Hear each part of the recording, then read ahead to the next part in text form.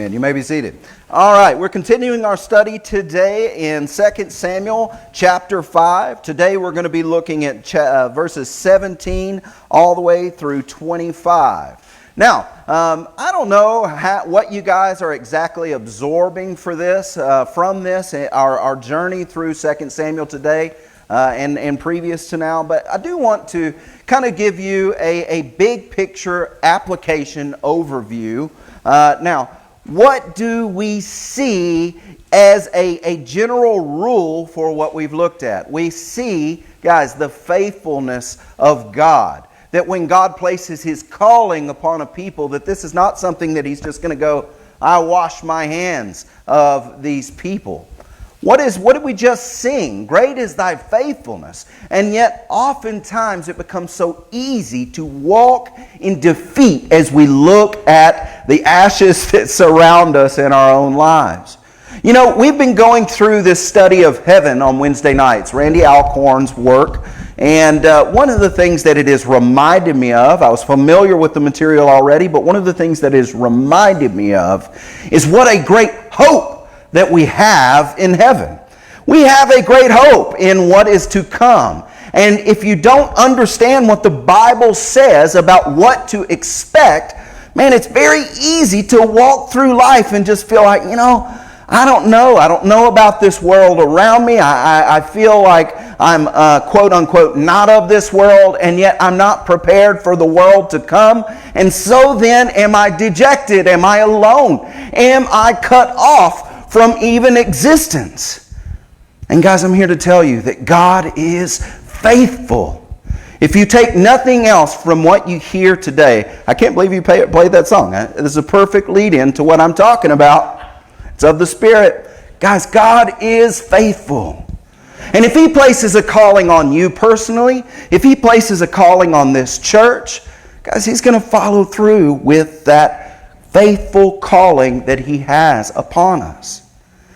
And the Word says, even if we lack faith, He is still faithful because He cannot deny Himself. How can He be a good and faithful God if He can't redeem us from the dregs, from the depths of our depravity? How can I trust Him if He can say that once you were lost completely, once you were not even of my flock, and now I have put my seal upon you, and I have secured you to myself. But now, my child, as you stumble, I cannot help you. Do you think that any good shepherd would see a child that they love, one of their flock, caught in a ditch, and not take the time to lift them out? And we walk through this life defeated. But it doesn't have to be that way. You as a believer may be walking with an eternity of victory laid out in front of you, and yet you lack the vision to enjoy what God has already secured on your behalf. When God makes a promise, we do have a responsibility to follow through with what God has called us to do. And so we're going to look at that a little bit today in 2 Samuel, talking about King David. Now, King David has just secured his monarchy. He's just secured the throne from Ishbosheth. Of course, there's this whole ordeal with Joab and Abner. Abner is assassinated basically in the gateways. And now there is only one recognized king of Israel that's left in the land, and that is, of course, King David. Now, David was a person with a past. Does that relate to you? David had a past. David had troubles. Do you know that David, maybe you haven't read in 1 Samuel, you may go back and read about this character David, because he had problems behind him. He has problems left to go in front of him where we are in the text. He had basically been persecuted by Saul to the point where Saul was seeking to kill him. And he kept trying to swear his fealty to his king, his monarch, that God had placed His anointing on this person. And he said, I won't raise my hand at you. And yet Saul continued to try to kill him. And David had multiple opportunities to take Saul's life, and he showed him, look, you've been delivered into my hands, and I did not take the opportunity. He told him this.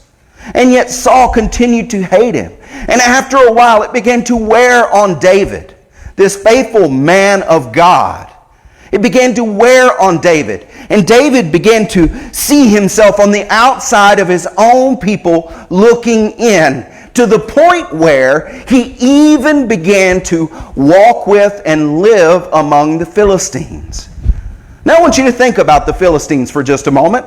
We've not really talked about them because we've not come to them together in the text. Who are the Philistines?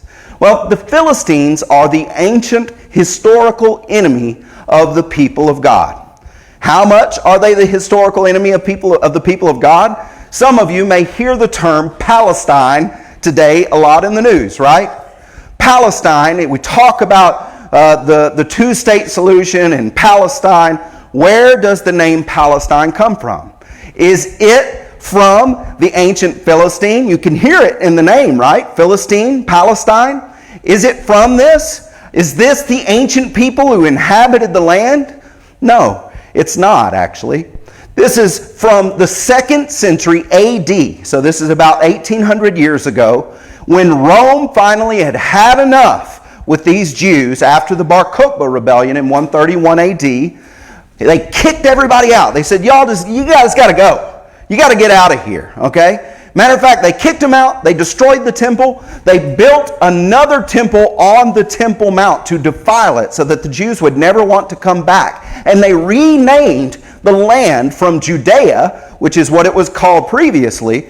You can hear Jew, right? Judea. They renamed it to Palestine after the ancient enemies of the Jews. Not only are we going to desecrate your temple, not only are we going to expel you from the land, but we are going to rename the land. You have no home anymore here, you people of the Jews. This is something that Rome did, okay? But it goes all the way back to how do they get under the Jews' skin? What do? They exercise this name that made the Jews cringe. Palestine, Philistines. Who were the Philistines? The Philistines were an ancient warlike people. They were very, very powerful. They were among a group of people who came from Greece, actually. They weren't Middle Eastern. Some of you may not know this. The Philistines were not Middle Eastern. They were seafaring Greeks. They came from Greece and they came to the land, and they came among a large group of people that history knows as the Sea Peoples. Well, it's because they came across the sea. And when we talk about the ancient Egyptian records, Egypt had fits with these sea people. Now I want you to remember, Egypt during this time was the preeminent world power. They were the most powerful people on earth. And even Egypt struggled with the Philistines. And so where did the Philistines end up? They ended up in the Levantine coast, that coastline on the Mediterranean in the Holy Land, right where Palestine, or Gaza specifically, Gaza and Ashkelon, these were a part of the cities, the 5 leading cities of Philistia. Now, these people were haters of the Jews because the Jews, they figured, were people who came in after them. They're trying to take over, vying for control of the same lands. And so when there's this big issue with David that it's so large in his life, it looms so heavy in his life that he would take up with the Philistines, it's like, that's a shocker to an ancient audience to hear that the king of Israel, David, would take up with the Philistines. They would have been picking their jaw up off the floor. That's the way we should understand this. Now, here, they've already, in 1 Samuel 29, David was working under a king named Achish. Now, Achish wanted David to be among his people because David was a mighty man, right? He was a mighty man of God, and everybody recognized his military prowess. And yet, all of the other kings, there were 5 Philistine kings, all of the other kings didn't trust David. Why didn't they trust David? They'd looked across the battlefield too many times and seen that guy leading an army across the field to decimate their forces. They said, man, we can't trust this guy. And they told Achish, they said, man, the second you turn around, you're going to lead this guy into battle, and he's going to attack our people, right? So they didn't trust him, and they expelled David from Philistia. So here is this one man of God. He walks into Philistia. He has no guarantee of security except that God's hand is upon him. He is expelled rather than killed from Philistia. And now he has been made king over all of Israel. And it says there in verse 17, when the Philistines heard that they had anointed David king over Israel, all the Philistines went up to seek out David. Now, it doesn't tell us in the text, but I think probably they were like, this guy was a sympathetic ear at one point. We'll see if we can talk sense into him. And when David heard of it, he went down to the stronghold. He said, oh no, you're not going to take advantage of me being here. He readied himself for war. That's what he was doing. So it says there, now the Philistines came and spread themselves out in the valley of Rephaim. Now, if you're unfamiliar with the land, Rephaim is a place that you should maybe know about. Rephaim is the valley that stretches in between Jerusalem and Bethlehem, okay?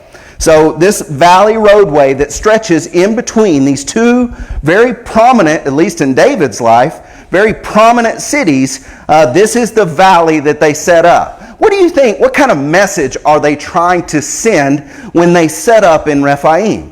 These Philistines, who are now hostile because they recognize that David is readying himself for war, have positioned themselves in between David's capital and his home. And they're cutting off any passage through. Okay, so they come and they spread themselves out in the valley of Rephaim. And then it says, David inquired of the Lord, saying, shall I go up against the Philistines? I want you to think about that for just a moment. What was the faith of David like? Here is what my picture from this text says that the faith of David was like. It seems pretty obvious that any king worth his salt would say, man, these guys have just encroached on my territory. They cut off the roadway to my home. And here I put my foot down. And yet that wasn't what David did. What was the first thing that David did? He sought an answer from the Lord. Guys, this is a practical application of this passage for you. Anything that you undertake, whether it might even seem obvious, if it seems completely obvious, bathe it in prayer. Go seek the Lord's guidance. It may seem intuitive that you should do things in a particular way, and you should say, God really doesn't need to involve himself here, because this just seems like common sense, as one of our folks likes to say. But here's what I'm going to tell you. God is not common. Let me say that again. God is not common. And if God calls us to act outside of what our intuition might be, then it's time that we begin to listen to what God is calling us to suppress the feelings that we may see from all around us. They may be justified, but God's ways are not the world's ways. They're not. We can't put our faith in what we see. Do you know your eyes are just as fallen as the rest of your body? I'm here to tell you, this is what we just read in the Torah passage. Would they put their faith in many horses? Well, of course they would. I didn't win the lottery last night. I didn't buy a ticket this time. But, you know, I was still hopeful. Listen. Miracles happen. Yeah, right. I bought this ticket on your behalf, and lo and behold, it's a winner. Hey, why have I not gotten rich yet? I don't know. But I kind of think it's because God knows I couldn't be trusted with that. There's a lot of people that you know, they're very wealthy, and it makes them more of what they already are. I like to think that I would be faithful and I would be benevolent, and boy, if I won that money, I'd go and do this and that, and the world would be changed by that money in my hand. But maybe I'm not. Maybe God knows that He has me where He wants me, sustaining me, And the psalmist tells us, the proverbist tells us that he prays that God, just give me enough. Don't give me too much that I would take my eyes off of you. Don't give me too little that I would blaspheme your name. But keep me sated. Keep me faithful. You know, David was a man that God could trust. It even describes him as a man after God's own heart. Now, I don't know what that means, but I think that what it means is David had a spirit of repentance. Everything that you see David come through, what is he doing? He's coming back to the Lord. He's coming back to the Lord. Does it mean that he won't stumble? That perfect men of God or women of God won't have trouble in their life? Won't sometimes fall short of that heavenly calling? That's not what it means to be a man or woman of God. I think that a man or woman of God recognizes where their sustenance is from, where they can find what fulfills them. And guys, I get convicted over this all the time because I think I've heard before, where your mind wanders, that's what you love. And I can tell you firsthand, a lot of times during the day, my mind goes wandering, and it's not thinking about the things of God. It's thinking about, what am I going to do for dinner tonight? How am I going to get this for my kids? How am I going to have time to do all the things that I need to do when so many demands are being made of me? Or sometimes, for those of you who went through our Laugh Your Way to a Better Marriage, it just goes to my nothing box because it's overloaded. My brain is overloaded and I just got to think about nothing for a little while. Get out of there, God. That needs to be free space. But guys, a true man or woman of God dwells on the things of God. And when they have a decision, no matter how great or how small, they go to the Lord with that decision and they bathe it in prayer and they seek the Lord's guidance. It says that David did this. Shall I go up against the Philistines? Will you give them into my hand? And the Lord said to David, go up, for I will certainly give the Philistines into your hand. Now you want to talk about going out, striking out on confidence. If God has guaranteed you the victory, guys, then victory you have. You've already won. You know, why are so few of us enjoying the victory that we have already been secured by the blood of the cross?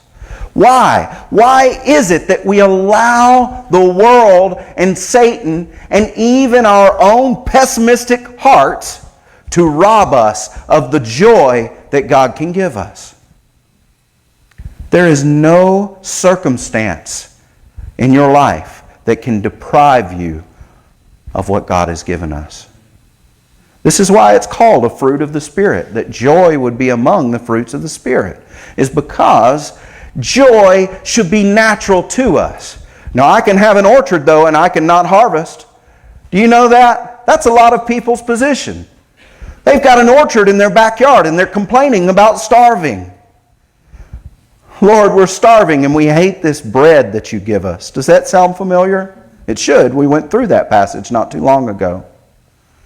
It's time that we begin to enjoy what God has done for us. Does that mean that every problem in your life is just going to go away? Well, God is sovereign, and if He really loves you, He's just going to take care of all the problems. Well, listen, I didn't win the lottery, and more than likely, you're not going to either. But if you do, make sure you tithe. I'm teasing, of course. So it says that David came to Baal Perazim and defeated them, the Philistines there, and he said, the Lord has broken through my enemies before me like the breakthrough of waters. Therefore, he named that place Baal Perazim. Now, Baal is a loaded term, like we said. Are you going to go and follow the Baals? Baal is also used in Hebrew to signify just a lord or a master. Sometimes people are called Baals in the Hebrew. We don't see that in the text. But what he's calling this place is the master of breakthrough. He's saying that the master of the universe gave him a breakthrough in this place. Okay, so he's calling that place, that battlefield, Baal Perazim, and it says that the Philistines abandoned their idols there. Now it says they abandoned their idols. What are they saying? What happened with the Philistines was they had all these things, these little things in their life that they thought would protect them, and they found them to be worthless.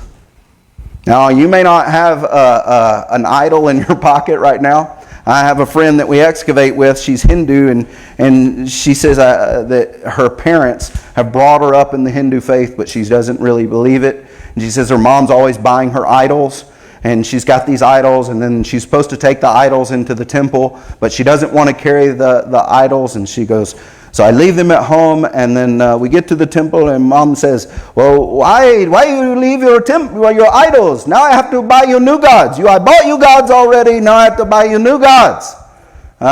We put our faith in a lot of things, though. Maybe the idol in our context in 21st century America does not look like a little depiction of a person or an animal, right? But maybe our idols are a little different. I'll tell you that I think a lot of people serve one great idol in our country. Its name is ATM. It's a terrible idol because guess what? It gives you diminishing returns. It really does. If your happiness is vested into these earthly things, then there is no amount of things that you will store up for yourself to secure a lasting peace before the throne of grace. That's not going to happen. The new house or the new car or the new motorcycle or whatever midlife or end-of-life midlife or end-of-life crisis you might encounter, those things are not going to make you happy. Because joy only comes from one place. It's a gift. It's a spiritual fruit of a relationship with our Father. These Philistines were recognizing something that they should have known all along. When they saw that their gods did not deliver them, they began to abandon them in the field. And what does it say there? It says that David and his men carried them away. Now, you think like, why is David and his men are carrying these idols? Well, if we go into 1 Chronicles 14:12, you'll read that they carried them away and they destroyed them by fire. They burned them. Okay? So he's not taking them home so that they can hang out at his house now. He is destroying them because they have no value. Now, it says the Philistines came up once again and spread themselves out in the valley of Rephaim. Worked out great for them the first time. Let's try it again. And when David inquired of the Lord, and he said, the Lord said, you shall not go directly up. Why didn't the Lord just say, go by the first plan? It worked great. Again, because the Lord's ways are not like our ways. Now, what do you think would have happened if David would have said, I found victory this way before and it was of the Lord, and he just assumed the will of God was to do things exactly the way that he had always done them? Guys, when he sought the Lord for guidance, he found out from the Lord that the Lord didn't want him to do the things exactly the way that he had always done them. And if he had just set out without prayer to do those things, he would have been defeated at the hands of the Philistines. And so, anything that we do, we can't just assume what God's answer will be. It said that God said to him, you shall not go directly up. Circle around behind them and come at them from the front of the balsam trees. The bacchus shrubs is what they're also called in some translations. And it shall be when you hear the sound of marching in the tops of the balsam trees, then you shall act promptly. For then the Lord will have gone out before you to strike the army of the Philistines. What happens when we invoke God's name? God fights our battles. That's what happened for David. Guys, I've seen it in my own life over and over and over again. When I turn things over to God, when I trust Him, God fights my battles. And I don't have to wonder, what are you going to do, God? Are you going to let me just flop around and lose everything? Are my children going to starve to death? No. God will fight your battles. But you have to be able to trust Him. You know, at the end of our self-sufficiency, we find the overwhelming sufficiency of God. But it's not until we get there. Some of us, here's the problem, some of us, myself included many times, we haven't found that point of pain. We haven't gotten to the end of our own sufficiency. And because we haven't gotten to the end of our own sufficiency, it's very, very hard to let go and let God. Right? If you've been in trouble, if you've not known where your next meal is coming from or how you're going to pay your house note, and you've seen God come through, trust that He can do it again. If you've never been in that situation, God bless you. That's something. But I'll tell you what, trust God anyways, because the fact that you've not been in that situation is every bit of a testimony to God as having been in that situation and been delivered. So He says, when you hear that rattling in the trees, come out. And God has gone out before you to strike the army of the Philistines. So David did just so, just as the Lord had commanded him, and he struck down the Philistines from Geba as far as Gezer. Now, if you don't know Gezer, then shame on you, because that's what I'm writing my dissertation on. It's up northwest from Jerusalem. So it's a long way, pretty good clip away. 30, 40 minutes from car. All right. Guys, I got to think that this passage today was meant for today, right? We line up all these things. This is why I say to you, when we're preaching all the way through a book and we come to something, I didn't plan this. When all of that started happening, we'd already started 2 Samuel, and we were going to get to today whether that happened or not. But the fact that we get to today and we're gathered here in this little room rather than our sanctuary, and everything seems like it's kind of up in the air and we're juggling a lot of pieces, and I know that there is spiritual and emotional turmoil. I know that there are people here who feel like they are under spiritual attack. That your life is just... Sorry, I don't understand. Wow!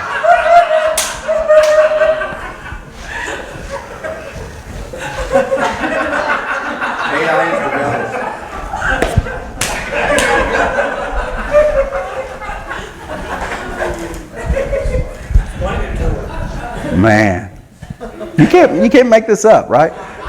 The truth is stranger than fiction, I'll tell you. Listen, guys, we've got to get to a place. Where do we have to get to? We have to get to trust in the Lord. If we can't trust in the Lord, man, what can you trust? And how do we get to trusting in the Lord? Only by asking, Lord, move in this situation, and seeing God's hand at work. That's how I get to trust something. You know what? I've had old cars that it was a gamble when I jumped in whether that key was going to do anything at all. I have sitting out in this parking lot, though my wife deprives me of driving it, the first new car I've ever owned in my whole life. And when I get in that car, I'm thankful that I can count on that key doing something when I turn it. And also to Steve for keeping my cars running. But here, listen. We build trust by putting God to the test. Now, don't test the Lord like, oh, God, you need to prove yourself to me. But it's like the trust fall, You get trust by placing faith, right? Right? God's a good Father. You all can put your faith in the fact that God is a good Father. If you've never done this before, today can be the day that you do that for the first time. You can say, you know what? I've tried every other way. I've tried the world. I've tried to work my way out of my deficit. I've tried to spiritualize my problems. And I'm telling you that spiritualizing your problems will still leave you short. It's all about relationship. It's all about Jesus Christ.